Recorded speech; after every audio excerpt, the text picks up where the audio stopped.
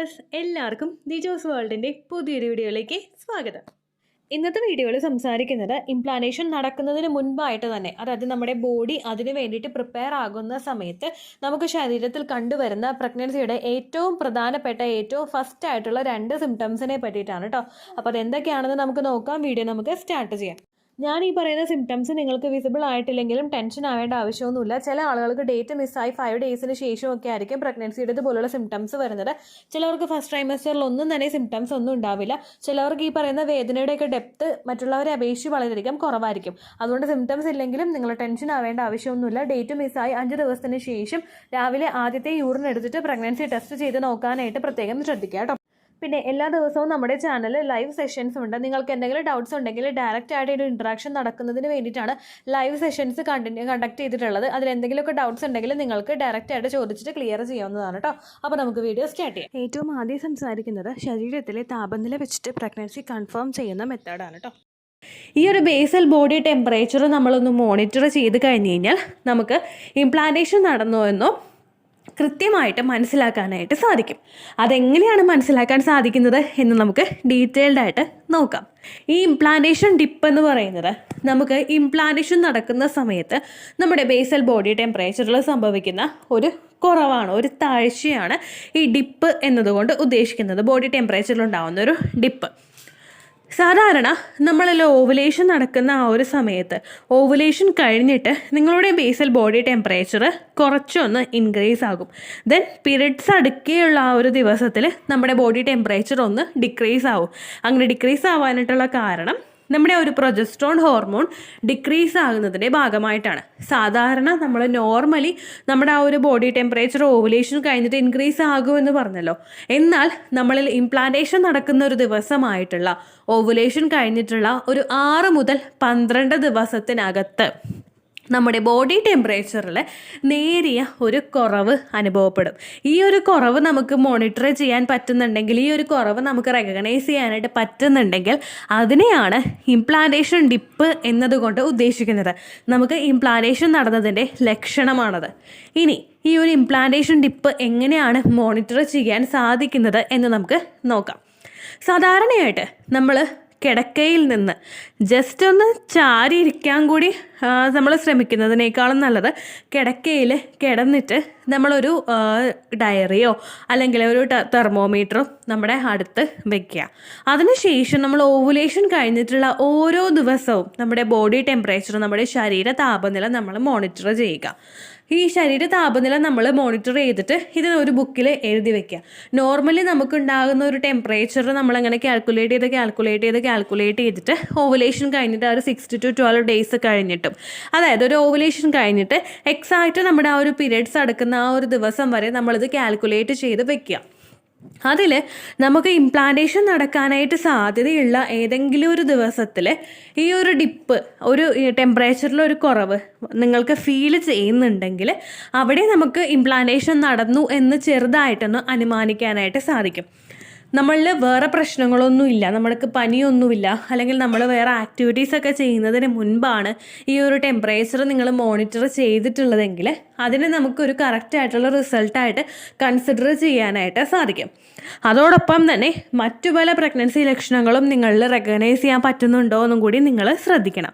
ഈ dip നമുക്കുണ്ടാകുന്നത് 1 degree സെൽഷ്യസിലും താഴെയായിരിക്കും.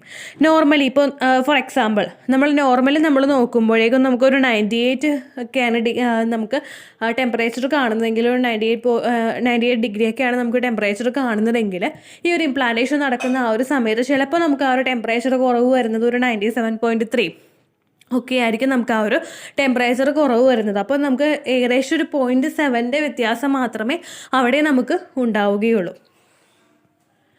അതുപോലെ തന്നെ നിങ്ങൾ ശ്രദ്ധിക്കേണ്ട ഒരു കാര്യമാണ്, നമ്മൾ വേറെ ഏത് ആക്ടിവിറ്റീസ് ചെയ്യുന്നതിന് മുൻപും ഈ ഒരു ടെമ്പറേച്ചർ മോണിറ്റർ ചെയ്യുക എന്നുള്ളത്. ഞാൻ പറഞ്ഞല്ലോ, നമ്മൾ ആ ബെഡിൽ കിടന്നുകൊണ്ട് തന്നെയുള്ളൊരു പൊസിഷനിൽ നിങ്ങൾ ടെമ്പറേച്ചർ ഒന്ന് മോണിറ്റർ ചെയ്യുക കേട്ടോ. അതല്ലാതെ നമ്മളൊന്ന് ഫ്രഷ് ആയിട്ടൊന്ന് ഇരുന്ന് നേരെ ഒന്ന് നമ്മളെ കംഫർട്ടബിൾ ആക്കി ഇരുത്തിയതിന് ശേഷമോ അല്ലെങ്കിൽ ഈവൻ വാഷ്റൂം യൂസ് ചെയ്ത് വന്നതിന് ശേഷമോ നിങ്ങൾ ഈ ടെമ്പറേച്ചർ മോണിറ്റർ ചെയ്യരുത്. നിങ്ങൾ കിടന്നിട്ട് ആ കിടന്ന കിടപ്പിൽ വേറെ ഏത് ആക്ടിവിറ്റീസ് നിങ്ങൾ ചെയ്യുന്നതിന് മുൻപും എത്രയാണോ നിങ്ങളുടെ ടെമ്പറേച്ചർ അത് നിങ്ങൾ രേഖപ്പെടുത്തി വെക്കുക. ഈ ടെമ്പറേച്ചർ നിങ്ങൾ രേഖപ്പെടുത്തി വെക്കുമ്പോഴേക്കും ഓവുലേഷൻ കഴിഞ്ഞിട്ടുള്ള ആ ഒരു 6 to 12 ഡേയ്സിൽ നിങ്ങൾക്ക് ഈ ഒരു ഡിപ്പ് നിങ്ങളുടെ ടെമ്പറേച്ചറിൽ അനുഭവപ്പെടുന്നുണ്ടോ എന്നും കൂടി നിങ്ങളൊന്ന് ശ്രദ്ധിക്കുക കേട്ടോ. ഈ ഒരു ഡിപ്പിന് അർത്ഥം ഇംപ്ലാന്റേഷൻ ഡിപ്പ് എന്നാണ്. നമുക്ക് ഇംപ്ലാന്റേഷൻ നടന്നു കഴിയുമ്പോൾ നമ്മുടെ ബേസൽ ബോഡി ടെമ്പറേച്ചറിൽ ഉണ്ടാകുന്ന വ്യത്യാസം. അപ്പോൾ ഇത്രയേ ഉള്ളൂ വീഡിയോ. നിങ്ങൾക്ക് യൂസ്ഫുള്ളായി കാണുമെന്ന് വിശ്വസിക്കുന്നു. യൂസ്ഫുൾ ആയിട്ടുണ്ടെങ്കിൽ മാത്രം ലൈക്ക് ചെയ്യുക, ഫ്രണ്ട്സിനൊക്കെ ഷെയർ ചെയ്ത് കൊടുക്കുക കേട്ടോ. അപ്പോൾ അടുത്തൊരു യൂസ്ഫുൾ വീഡിയോ ആയിട്ട് നമുക്ക് വീണ്ടും കാണാം. ബൈ. രണ്ടാമതായി ഇവിടെ സംസാരിക്കാനായിട്ട് പോകുന്നത് പീരിയഡ്സ് ആകാൻ പോകുന്നത് പോലുള്ള ഒരു വേദന ഉണ്ടാകുന്ന തരത്തിലുള്ള പ്രഗ്നൻസി ലക്ഷണം. അതായത് നമുക്ക് പീരിയഡ്സ് വന്ന് നിൽക്കുന്നത് പോലുള്ള ഒരു വേദന നമുക്ക് അനുഭവപ്പെടുക. പ്രഗ്നൻ്റ് ആയിട്ടുള്ള പല സ്ത്രീകൾക്കും ഈ ഒരു വേദന അനുഭവപ്പെടുന്നുണ്ട് കേട്ടോ. നമ്മുടെ ചാനലിൽ തന്നെ ഒരു ദിവസം ഒരുപാട് പേര് പറയുന്നുണ്ട്, ചേച്ചി പീരിയഡ്സ് ആകാൻ പോകുന്നത് പോലുള്ള ഒരു വേദന വരുന്നുണ്ട്, ഈ മാസവും എനിക്ക് നഷ്ടമായി പോയി എന്ന് വിചാരിക്കുന്നു എന്ന് ചിന്തിക്കുന്ന ഒരുപാട് പേരുണ്ട് കേട്ടോ. അപ്പോൾ എന്തുകൊണ്ടാണ് ഇങ്ങനൊരു വേദന ഉണ്ടാകുന്നത് എന്ന് നമുക്ക് നോക്കാം കേട്ടോ. പീരിയഡ്സ് ആകുന്നതിന് മുൻപാണെങ്കിലും നമ്മുടെ മസിൽസ് ഒക്കെ ഒന്ന് കോൺട്രാക്ഷൻസ് സംഭവിച്ചിട്ടാണ് നമുക്ക് പീരിയഡ്സ് ആകുന്നത്. ഇനി നമുക്ക് പ്രഗ്നൻസി ആണ് ആകുന്നതെങ്കിൽ നമ്മുടെ മസിൽസ് ഒക്കെ ഒന്ന് സ്ട്രെച്ച് ആകുന്നുണ്ട്. സ്ട്രെച്ച് ആകാനായിട്ടുള്ള കാരണമെന്ന് പറയുന്നത് നമ്മുടെ യൂട്രസ് അതുവരെ നിൽക്കുന്ന ഒരു സ്ഥിതിയിൽ നിന്നും അതൊന്ന് എക്സ്പാൻഡ് ആവാനായിട്ട് തുടങ്ങും. ഇംപ്ലാന്റേഷൻ നടക്കുന്ന സമയത്തും നമുക്ക് ഇതുപോലുള്ള ക്രാംസ് അനുഭവപ്പെടും. കാരണം നമ്മുടെ ആ ഇംപ്ലാന്റേഷൻ നടക്കുന്ന എൻഡോമെട്രിയൽ ലൈനിങ് ഒന്ന് ഒരു പൊസിഷൻ ഉണ്ടാക്കിയിട്ടാണ് നമ്മുടെ ആ ഫെർട്ടിലൈസ്ഡ് എഗ് അവിടെ അറ്റാച്ച് ആവുന്നത്. ഇങ്ങനെ അങ്ങോട്ട് പോകുമ്പോഴേക്കും നമുക്ക് അവിടെ ചെറുതായിട്ട് വേദന ഉണ്ടാക്കും. അതുപോലെ തന്നെ നമുക്ക് പീരിയഡ്സ് അടുക്കുന്ന സമയം എന്ന് പറയുന്നത് നമ്മുടെ അണ്ടം അല്ലെ ഫെർട്ടിലൈസ്ഡ് ആയിട്ടുള്ള എഗ് ഒന്ന് ഗ്രോ ആയി തുടങ്ങുന്ന സമയമാണ്. ഈ സമയത്തൊക്കെ എന്ന് പറഞ്ഞു കഴിഞ്ഞാൽ നമ്മുടെ മസിൽസ് ഒക്കെ ഒന്ന് വികസിക്കാനായിട്ട് തുടങ്ങും. നമ്മളുടെ ശരീരത്തിൽ റിലാക്സിൻ എന്ന് പറയുന്ന ഒരു ഹോർമോൺ പുറപ്പെടുവിപ്പിക്കാനായിട്ട് തുടങ്ങും. റിലാക്സിൻ ഹോർമോൺ ശരീരത്തിൽ കൂടുമ്പോഴേക്കും അതിന്റെ ഭാഗമായിട്ട് നമ്മുടെ മസിൽസിലും ജോയിന്റ്സിലും ലിഗമെന്റ്സിലും ഒക്കെ വേദന അനുഭവപ്പെടും. ഇതൊന്നിങ്ങനെ എക്സ്പാൻഡ് ആയി വന്നു കഴിഞ്ഞാൽ മാത്രമേ നമുക്ക് ആ ഒരു എംബ്രിയോയ്ക്ക് അവിടെ വളരാനായിട്ട് സാധിക്കുകയുള്ളൂ. ഒരിക്കലും യൂട്രസിന് പെട്ടെന്ന് അങ്ങോട്ട് ഗ്രോ ആകാനായിട്ട് സാധിക്കില്ല. അത് ഗ്രോ ആകാൻ വേണ്ടിയിട്ട് ബാക്കിയുള്ള അതിന് ചുറ്റുമുള്ള മസിൽസ് ഒക്കെ ഒന്ന് സ്ട്രെച്ച് ആകണം, അതായത് ഒന്ന് വലിയണം. ഇതൊന്ന് വലിയണമെങ്കിൽ നമ്മുടെ ആ ഒരു സ്ഥിതിയിൽ നിൽക്കുന്ന ആ മസിൽസും ലിഗമെന്റ്സും ഒക്കെ ഒന്ന് സ്ട്രെച്ച് ആകണമെങ്കിൽ നമുക്ക് അവിടെ വേദന അനുഭവപ്പെടൂലേ. ഈ വേദന ഉണ്ടാകുന്നതിന്റെ ഭാഗമായിട്ടാണ് പലർക്കും തന്നെ പീരിയഡ്സ് ആകാൻ പോകുന്നത് പോലുള്ളൊരു ബുദ്ധിമുട്ട് ആ ഒരു സ്റ്റാർട്ടിംഗ് സ്റ്റേജിൽ തന്നെ അനുഭവപ്പെടുന്നത് കേട്ടോ. ഇനി ഈ വേദനയുടെ ദൈർഘ്യം എത്രത്തോളം ഉണ്ടാകുമെന്നും ഡെപ്ത് എത്രത്തോളം ഉണ്ടാകുമെന്നും നമുക്ക് നോക്കാം. ഈ പീരിയഡ്സ് ആകാൻ പോകുന്നത് പോലെ നമുക്കുണ്ടാവുന്ന പ്രഗ്നൻസിയുടെ ആ ഒരു ലക്ഷണം ഒരിക്കലും നമുക്കുണ്ടാകുന്ന ഹെവി ആയിട്ടുള്ള ബ്ലീഡിംഗ് ആയിരിക്കില്ല. ഹെവി ആയിട്ടുള്ള ക്രാംസ് ആയിരിക്കില്ല. നമുക്ക് പീരിയഡ്സിന്റെ ആ ഒരു ചെറിയൊരു ബ്ലീഡിംഗ് തുടങ്ങുന്ന ഒരു സമയം ഉണ്ടാവുമല്ലോ. ഈ ബ്ലീഡിംഗ് തുടങ്ങുന്ന സമയത്ത് നമുക്കുണ്ടാകുന്ന വളരെ ചെറിയൊരു വേദനയായിരിക്കും പ്രഗ്നൻസി ആവുന്ന സമയത്ത് ഒരു സ്ത്രീക്ക് ഉണ്ടാവുന്നത്. അതല്ലാതെ നമുക്ക് പീരിയഡ്സിന്റെ സെക്കൻഡ് ഡേയോ അല്ലെങ്കിൽ ഓവർ ബ്ലീഡിംഗ് ഉണ്ടാകുന്ന ദിവസമോ അനുഭവപ്പെടുന്ന തരത്തിലുള്ള സഹിക്കാൻ പറ്റാത്ത തരത്തിലുള്ള ഒരു വേദനയായിരിക്കില്ല പ്രഗ്നൻസി ആകുന്ന ഒരു സ്ത്രീക്ക് സ്റ്റാർട്ടിങ്ങിൽ തന്നെ ഉണ്ടാകുന്ന കേട്ടോ. അത് നിങ്ങൾ ഏറ്റവും ആദ്യം തന്നെ മനസ്സിലാക്കുക. രണ്ടാമതായിട്ട് പീരിയഡ്സിന്റെ ബ്ലഡ് എവിടെയോ വന്ന് കെട്ടി നിൽക്കുന്നത് പോലുള്ളൊരു ബുദ്ധിമുട്ടും ഇറിറ്റേഷനും ഒക്കെ ആയിരിക്കും എപ്പോഴും പ്രഗ്നന്റ് ആകുന്ന ഒരു സ്ത്രീക്ക് സ്റ്റാർട്ടിംഗ് സ്റ്റേജിൽ തന്നെ ഉണ്ടാവുന്നത് കേട്ടോ. എൻ്റെ ആദ്യത്തെ പ്രഗ്നൻസിയുടെ സമയത്ത് എനിക്ക് ഏറ്റവും കൂടുതൽ ഉണ്ടായ ഒരു ബുദ്ധിമുട്ടായിരുന്നു കേട്ടോ. കാരണം എനിക്കറിയില്ല ഈ ഒരു വേദന എനിക്ക് വരുന്നത് പ്രഗ്നന്റ് ആയതുകൊണ്ടാണെന്ന്. കാരണം അതിനെപ്പറ്റി ഒരു നോളജും ആ സമയത്തില്ല. പീരിയഡ്സിന്റെ ബ്ലഡ് എവിടെയോ വന്ന് കെട്ടി നിൽക്കുകയാണ്, അത് ഇങ്ങോട്ട് പുറത്തേക്ക് വരുന്നില്ല. ഞാൻ അനീമിക് ആയതുകൊണ്ടാണോ എന്നൊക്കെ എനിക്ക് ഭയങ്കര ടെൻഷൻ ഉണ്ടായിരുന്നു. അങ്ങനെയുള്ള ഒരു സിംറ്റംസ് പലർക്കും ആ ഒരു പ്രഗ്നൻസി സമയത്ത് സ്റ്റാർട്ടിംഗ് സ്റ്റേജിൽ തന്നെ ഉണ്ടാവാറുണ്ട് കേട്ടോ. ഈ ഒരു സമയത്ത് പലരും ചെയ്തു വെക്കുന്ന മറ്റൊരു ബ്ലണ്ടർ ഉണ്ട് കേട്ടോ. കാരണം പീരിയഡ്സ് ആകാൻ പോകുന്നത് പോലുള്ളൊരു വേദന വരുമ്പോഴേക്കും പലരും ഫെഡപ്പായി പോവുകയാണ്. മുഖത്ത് കുരുക്കൾ വരുമ്പോൾ അത് പ്രഗ്നൻസി അല്ല പീരിയഡ്സ് ആണ് എന്ന് തെറ്റിദ്ധരിക്കുന്നവരുണ്ട്. അങ്ങനെ ഒരുപാട് ലക്ഷണങ്ങൾ പീരിയഡ്സ് ആകാൻ പോകുന്നത് പോലുള്ള ഒരു വേദനയും കൂടി വന്നു കഴിഞ്ഞാൽ ഒരുപാട് പേര് ചിന്തിക്കും ഈ ഒരു മാസവും കൂടി നഷ്ടമായി പോയി എന്ന് തന്നെ ചിന്തിക്കും. അങ്ങനെ ചിന്തിക്കുന്നവരെ പലരും ചെയ്ത് വെക്കുന്ന ഒരു മിസ്റ്റേക്കാണ് പീരിയഡ്സ് ഇൻഡ്യൂസ് ചെയ്യാൻ വേണ്ടിയിട്ടുള്ള കാര്യങ്ങൾ ചെയ്യുന്നത്. പീരിയഡ്സ് ഇൻഡ്യൂസ് ചെയ്യാൻ വേണ്ടിയിട്ട് ഇഞ്ചി വെള്ളമോ അല്ലെങ്കിൽ പീരിയഡ്സ് ഇൻഡ്യൂസ് ചെയ്യാൻ വേണ്ടിയിട്ട് അങ്ങനെ സപ്പോർട്ട് ചെയ്യുന്ന എക്സസൈസുകൾ ചെയ്യുകയോ അല്ലെങ്കിൽ ഫിസിക്കൽ കോണ്ടാക്ട് ചെയ്യുകയോ ഒക്കെ ചെയ്യുന്ന ഒരുപാട് പേരുണ്ട് കേട്ടോ.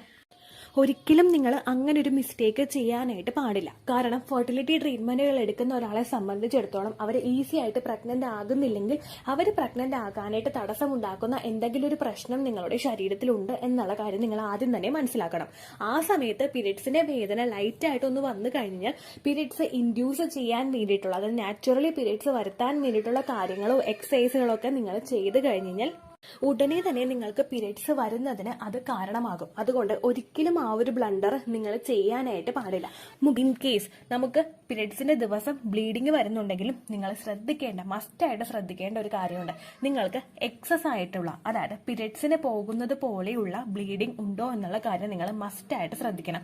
ഒരുപാട് പേര് ചാനലിൽ പറയുന്നുണ്ട്, ചേച്ചി പീരിയഡ്സ് ആകുന്ന ദിവസം ലൈറ്റ് ആയിട്ട് മാത്രമേ സ്പോട്ടിങ് ഉണ്ടായിട്ടുള്ളൂ, അതിനുശേഷം ആ സിംറ്റംസ് ഒക്കെ കണ്ടിട്ട് പ്രഗ്നൻസി ടെസ്റ്റ് ചെയ്ത് നോക്കിയപ്പോഴേക്കും പോസിറ്റീവ് റിസൾട്ട് കിട്ടി എന്നുള്ള കാര്യം.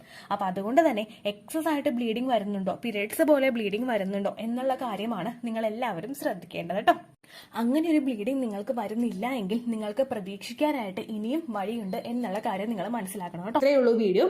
യൂസ്ഫുൾ ആയി കാണുമെന്ന് വിശ്വസിക്കുന്നു. യൂസ്ഫുൾ ആവുന്നുണ്ടെങ്കിൽ ലൈക്ക് ചെയ്യുക, ഫ്രണ്ട്സിനൊക്കെ ഷെയർ ചെയ്ത് കൊടുക്കുക കേട്ടോ. എന്തെങ്കിലും സംശയം ഉണ്ടെങ്കിൽ നിങ്ങൾ കമന്റ്സിൽ ചോദിക്കുക. പണ്ടത്തെ വീഡിയോയ്ക്ക് കമന്റ്സ് ഇടുന്നവർക്ക് റിപ്ലൈ ലഭിക്കുന്നില്ലെങ്കിൽ ലേറ്റസ്റ്റ് ആയിട്ട് ഞാൻ ഏത് വീഡിയോ ആണോ അപ്ലോഡ് ചെയ്യുന്നത് അതിന് താഴെ കമന്റ് ഒന്ന് കോപ്പി പേസ്റ്റ് ചെയ്യാനായിട്ട് ശ്രദ്ധിക്കുക കേട്ടോ. അതുപോലെ ഓവുലേഷൻ ഡേറ്റ് കാൽക്കുലേറ്റ് ചെയ്ത് തരാനായിട്ട് റിക്വസ്റ്റ് ചെയ്യുന്ന ആളുകൾ എത്രയാണോ സൈക്കിൾ ലെങ്ത് അത് മെൻഷൻ ചെയ്യാനായിട്ട് ശ്രദ്ധിക്കുക. സൈക്കിൾ ലെങ്ത് എന്നതുകൊണ്ട് ഉദ്ദേശിച്ചത് ഓരോ മാസവും എത്ര ദിവസം കൂടുമ്പോഴാണോ ബ്ലീഡിങ് വരുന്നത് അതാണ് സൈക്കിൾ ലെങ്ത്. കഴിഞ്ഞ മാസം ഒരു 8-ാം തീയതിയാണ് ബ്ലീഡിങ് ആയതെങ്കിൽ ഈ മാസം 6-ാം തീയതിയാണ് ബ്ലീഡിങ് ആയതെങ്കിൽ കഴിഞ്ഞ മാസം 8-ാം തീയതി മുതൽ ഈ മാസം 6-ാം തീയതി വരെ എത്ര ദിവസമുണ്ടോ അത് കാലണ്ടറിൽ എണ്ണി തിട്ടപ്പെടുന്നതാണ് നിങ്ങളുടെ സൈക്കിൾ ലെങ്ത്. സൈക്കിൾ ലെങ്ത് നമ്മൾ കൃത്യമായിട്ട് കാൽക്കുലേറ്റ് ചെയ്യുകയാണെങ്കിൽ ഓവുലേഷൻ ഡേറ്റ് എളുപ്പത്തിൽ കണ്ടുപിടിക്കാൻ വേണ്ടിയിട്ട് ഒരുപാട് ആപ്ലിക്കേഷൻസും ഒരുപാട് ഓൺലൈൻ ആയിട്ടുള്ള വെബ്സൈറ്റുകളും ഇന്ന് നമുക്ക് അവൈലബിൾ ആണ്.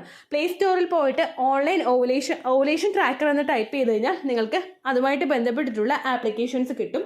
അത് പറ്റുന്നില്ല എങ്കിൽ ഗൂഗിളിൽ പോയിട്ട് ഓൺലൈൻ ഓവുലേഷൻ കാൽക്കുലേറ്റർ എന്ന് ടൈപ്പ് ചെയ്ത് കഴിഞ്ഞാൽ അതുമായിട്ട് ബന്ധപ്പെട്ടിട്ടുള്ള വെബ്സൈറ്റുകൾ നിങ്ങൾക്ക് കിട്ടും.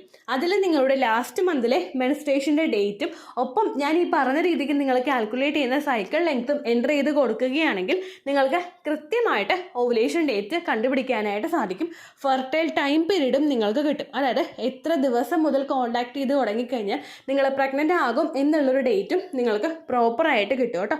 ഇത് കാൽക്കുലേറ്റ് ചെയ്യുന്ന സമയത്ത്, സൈക്കിൾ ലെങ്ത് കാൽക്കുലേറ്റ് ചെയ്യുന്ന സമയത്ത് നിങ്ങളുടെ ആ ഒരു കലണ്ടറിൽ നോക്കി തന്നെ നിങ്ങൾ കാൽക്കുലേറ്റ് ചെയ്യുക. പല മാസങ്ങളിലും 30-31 ദിവസമുണ്ട്, അതുകൊണ്ടാണ് അങ്ങനെ പറഞ്ഞത്. ഒപ്പം നിങ്ങൾക്ക് ബ്ലീഡിങ് തുടങ്ങിയ ദിവസത്തിന് വേണം നിങ്ങൾ ഡേ 1 ആയിട്ട് എടുക്കാൻ വേണ്ടിയിട്ട്. സ്പോട്ടിങ് തുടങ്ങിയ ദിവസത്തിനെ, അതായത് ചെറുതായിട്ട് ഡിസ്ചാർജ് പോയി തുടങ്ങിയ ദിവസത്തിനെ നിങ്ങൾ കൺസിഡർ ചെയ്യേണ്ട ആവശ്യം ഇല്ല കേട്ടോ. അപ്പോൾ ഇത്രയേ ഉള്ളൂ വീഡിയോ. അടുത്തൊരു വീഡിയോ ആയിട്ട് നമുക്ക് വീണ്ടും കാണാം. ബൈ.